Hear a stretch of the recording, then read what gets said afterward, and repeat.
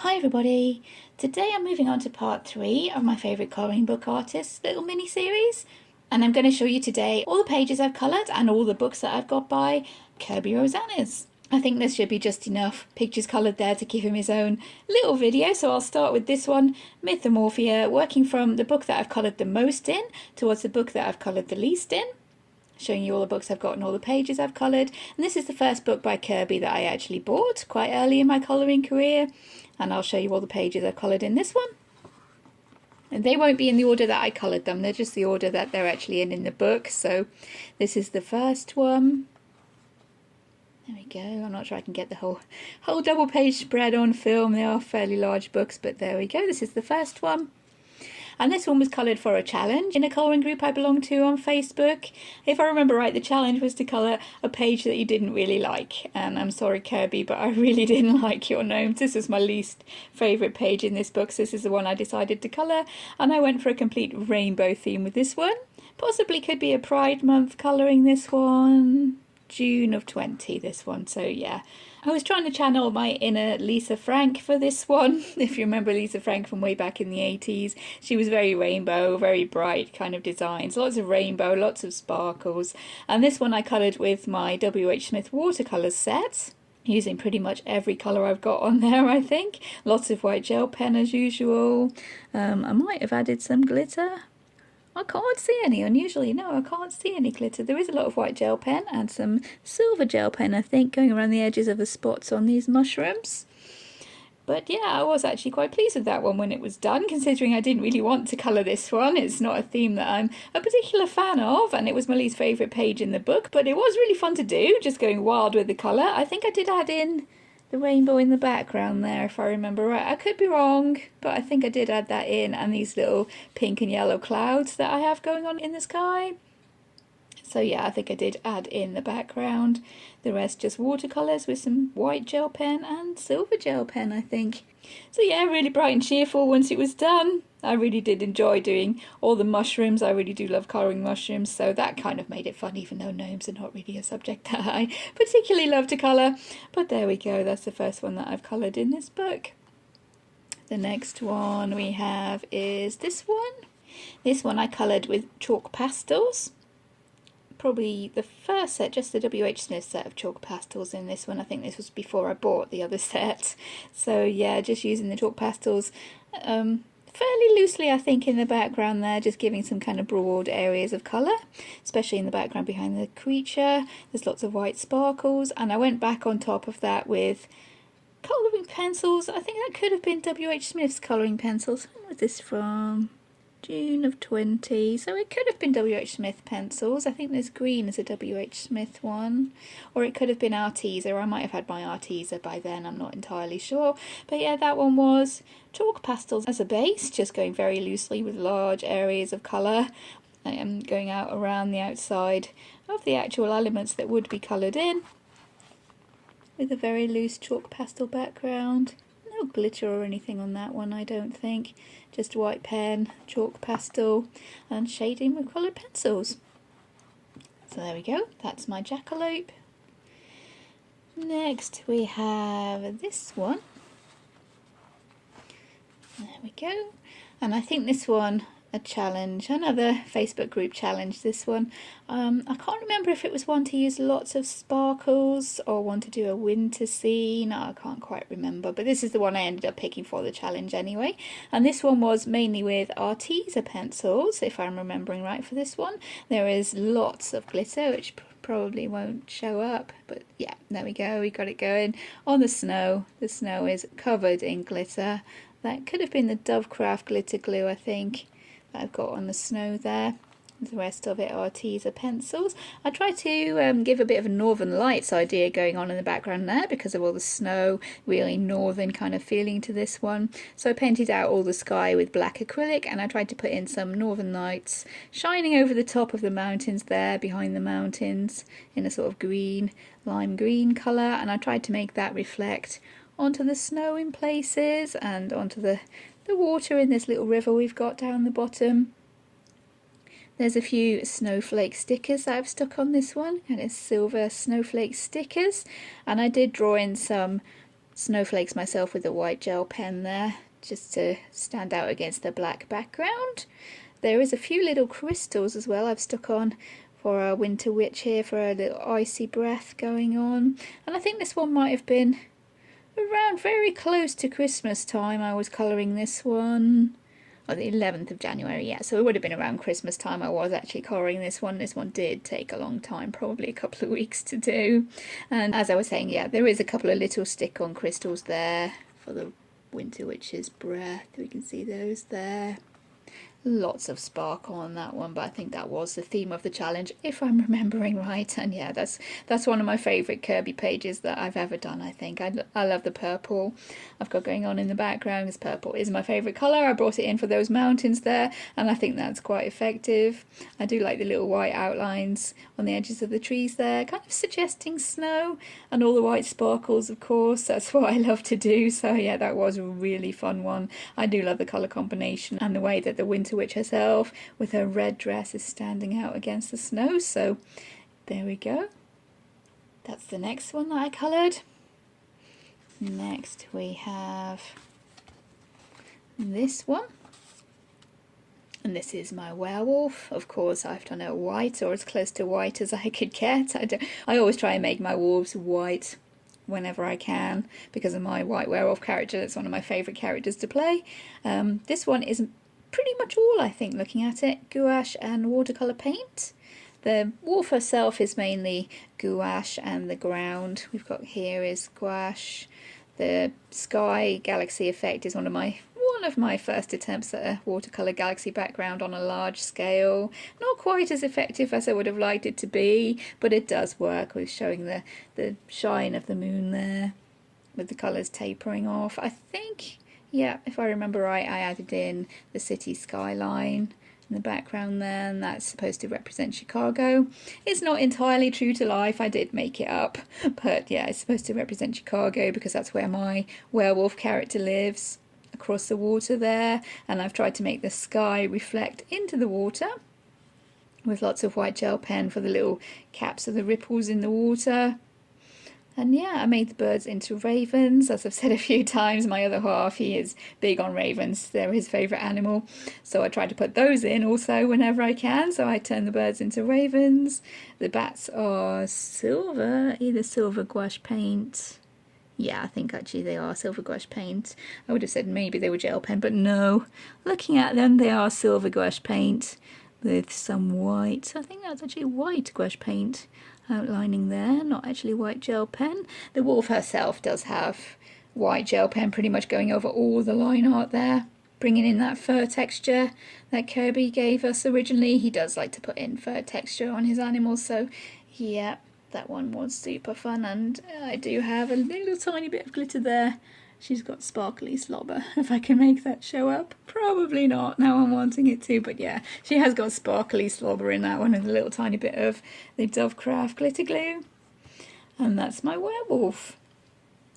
Next we're moving on to this one. I remember this one taking a long time to colour in. It was all with Tesco Go Create pencils, which basic supermarket brand. If anyone is not in the UK, Tesco Go Create, they're a very basic supermarket brand of pencils, maybe kids pencils, kind of Crayola equivalent, and I bought a set of those, and the 24 set, really cheap, a couple of pound in the supermarket, and I used those for this one. So yeah, that was a bit of a challenge having only the 24 colours. I think for the mushrooms, these mushrooms here, I used my W.H. Smith pencils because the red and the orange couldn't show up quite as well as I was wanting them to. So yeah, I brought in the W.H. Smith for the orange and the red. The rest of it are the Tesco Go Create pencils with a lot of white gel pen. I think, yeah, again, I added in the background, this water in the background, a lake, or whatever I was meaning that to be, some sort of water, and the silhouette of some sort of, not sure if that's meant to be like a fantasy city or mountains in the background. And I added in these flying dragons. Those are with black gouache paint. I think I added in the clouds. I'm not entirely sure if I added in the moon. If I remember right, the whole background was just completely blank and I added in the moon and the clouds and the water and the skyline, but I could be remembering that wrong. It was quite a while ago now, this one. And yeah, I think I used every colour in that 24 set. And I was super happy when that was done, not the least because I could actually stop colouring it after colouring it for a fair few weeks, I think. I'm not sure if that one took me 2 or 3 weeks to get done with a little bit at a time. And yeah, I think there is some gold and silver gel pens, especially on the fairy's wings. She has a white gel pen outlining her and the deer to make them into sort of spirits, I thought, kind of along the lines of a Patronus from Harry Potter, that kind of colour I was trying to get through. So yeah, I went around those with the white gel pen to give the more of a bold outline there. And yeah, that's the next one that I coloured. And the last one that I've actually finished in this book is this one. This is a really early one. 27th November 19. Yeah, I thought this was a really early one. This one also was for a challenge, and this is back when I didn't have very many colouring books, so I had a handful of colouring books I was having to choose for every challenge that I wanted to do. For this challenge, I think we were allowed to use blue, purple and red with a bit of black and white to colour a picture, and this is the one that I picked. I've used quite a lot of mediums on this one. I think I actually used metallic pencils to try and colour this armour. And the unicorn horn there, that's metallic pencils. There's, I think this is W.H. Smith pencils probably for the actual horse or unicorn. There's Dovecraft 3D paint. I remember using some 3D paint, yeah, for these blue areas in the mane there. That is Dovecraft 3D kind of pearly paint. There is glitter glue on the wings of the fairy. Right at the edge of the screen, but yeah, there's the wings of the fairy. That's glitter glue, the Dovecraft glitter glue. There is just normal glitter glue as well, just on the edge. The edges of the page have just normal glitter glue on there. From the looks of it, I went a bit too crazy with the water on my watercolour there. But I was just starting to learn how to use it in the colouring book, so I can forgive myself, I think. Again, lots of white gel pen sparkles. And lots of glitter on the flowers as well. I think there's purple and blue glitter on the flowers. Again, not sure if I can get it to shine. But yeah, there is purple and blue glitter glue in the flowers. I wanted to try and be a bit adventurous, so I ended up doing the stems of the roses red. I know with the colours that we were actually given, it might have been more sensible really to do the leaves and the stems in the blue, but no, it's me deciding to do them in red. But yeah, I do think it looks kind of different if nothing else, and he was a pretty fun one to do, that one. And before we finish with this book, I do have a whip, a work in progress going on in this one, which is marked with the paper there. This is the work in progress that I've got going on. I don't know what possessed me to try and start colouring that one. The scales on that dragon are going to take forever. So it's a good job I did actually write down the colours that I was using. Fortunately, I did finish off the sea and this piece of the sky that I was doing. I've done the trees. I think it's the scales that's kind of putting me off that. It's going to take forever to do. Maybe if I break it up by doing a lantern every now and then, I'll be able to get that one finished, and I think it will look pretty good when it's finished. Kirby pages always do. When you do a full 2-page spread, there's a lot of work. It does take a lot of time, but it does end up looking pretty impressive once it's done, I think, for the most part. And that's all that I've coloured in Mythomorphia. Mythomorphia by Kerby Rosanes. Next in the scale of from most pictures to least pictures, we have Worlds Within Worlds. I actually have 2 copies of this one because I bought a copy of the book and then I won one in a contest, so I do have one that's untouched as well. There's 2 copies of this book, and this is the one that I've actually coloured in. I'll show you the pages that I've coloured in this one. First of all, we have this one. And this one was done by painting the whole page with coffee and then working back on top of that with pencils and a bit of, could it be a bit of charcoal pencil, some gold paint, and I remember putting watercolour along the edges as well because I wanted this one to have the look of a sepia photograph going on there because this funfair looked kind of Victorian, really old, so I thought I'd try and make it look like an old sepia photograph. And this is how the picture actually ended up. which I think is fairly effective. And it was fairly quick as well, because the whole page was actually the brownish yellow coffee tint, and I was just adding in the shading. I think I've used a little bit of yellow on these leaves as well. I'm not sure if that's actually showing up very well on the camera. And there is white gel pen for the edges of the leaves, just to try and give a more of a delicate look going on there. I think I have splashed some watercolour as well, and I think some of these might be, while the coffee was still wet, sprinkling the grains or the granules onto there to give a kind of speckled effect in the background. But yeah, that one was pretty fun, pretty quick to do that one. The trouble was I did go a little bit too heavy with my coffee, and the back of the page is fairly heavily stained, but I think I can work around that. If I do get around to colouring those little ants, I think I can get around that coffee, but especially if I do a black acrylic background, make it a night scene or something like that, then yeah, I can probably work around that. But there we go. Just a note in case you wanted to use coffee in these books, it does tend to leak through, especially if you use a lot of water. The next one that I've coloured is this little crab. And this one was for one of Danny Button's scavenger hunts colouring challenges, and I think this one was for palm trees, so I picked this picture to colour for palm trees, and it's all colour pencil, that one. These books are single-sided, so yeah, if you do want to use markers, you can, as long as you're not bothered losing what's on the other side. But for this one I just used pencils, and I think that was Castle Arts pencils when I was doing that one. It's the end of 2020, so yeah, that one just pencils, a little bit of white gel pen, and I think this blue for a very little bit of a background. That blue is watercolour, just my W.H. Smith's watercolour set there. He didn't need too much of a background, I think, because there was quite a lot going around with his shell, but I thought a little bit of blue might contrast nicely with the orange and yeah, make him stand out there. So that's my little crab guy. And last but not least, I think everyone has coloured this page. My page with the sneakers here, or trainers if you're in the UK.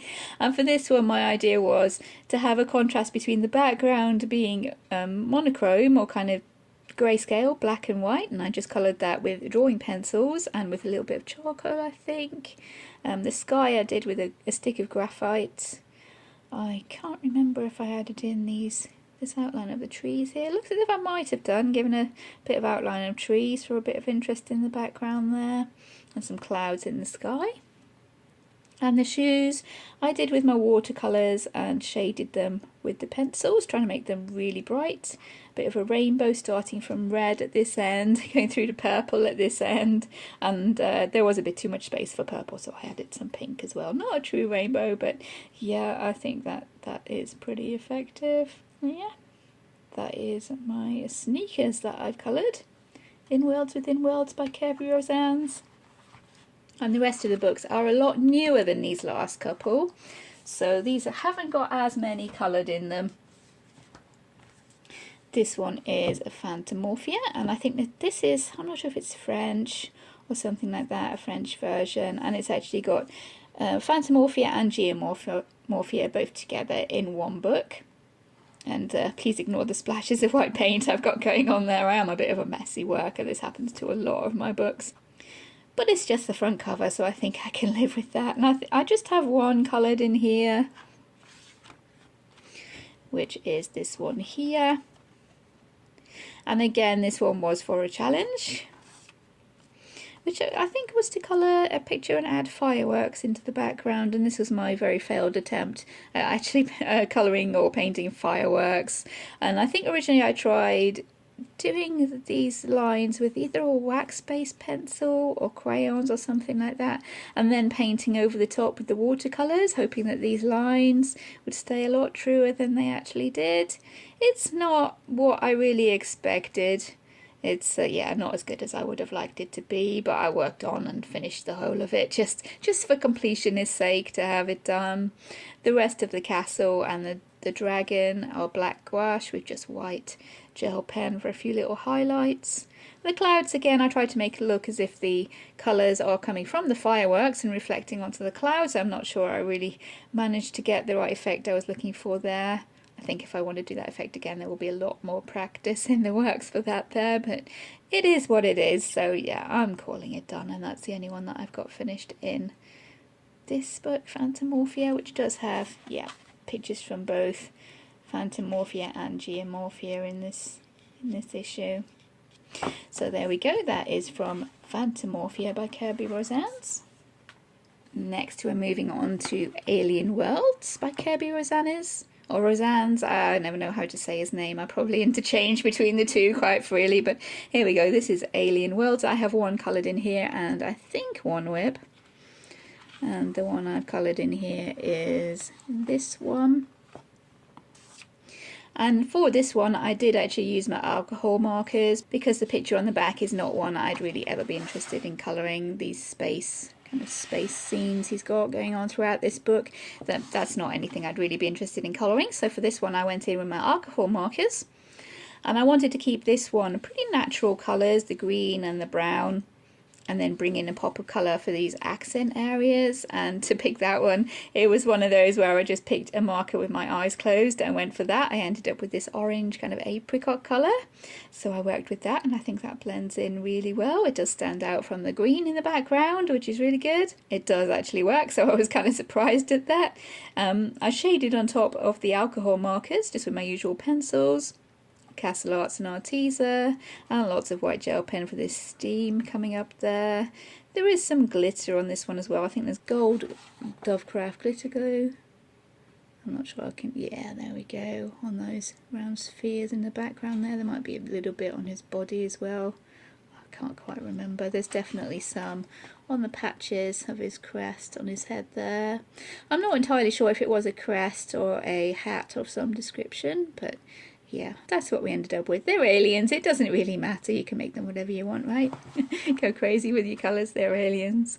I do have a whip in this one, which I didn't mark, so bear with me when I try and find it. Oh, here we go. Yeah, it's not much of a whip yet. I've just started working on that background. That was quite a while ago.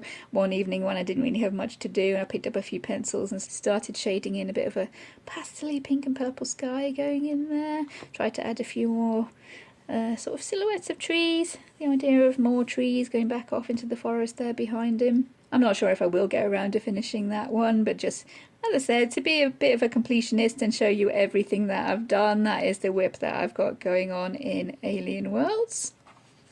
And that is quite a new book from Kerby, so yeah, just the one coloured in there and the one whip at the moment. These next two I haven't really coloured in at all.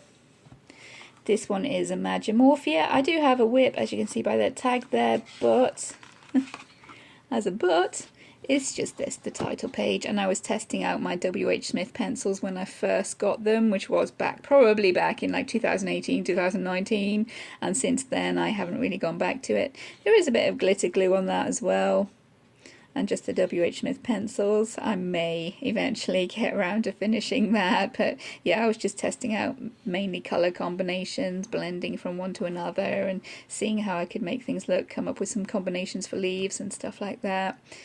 Yeah, so there we go, that's all I've coloured in a Mythomorphia.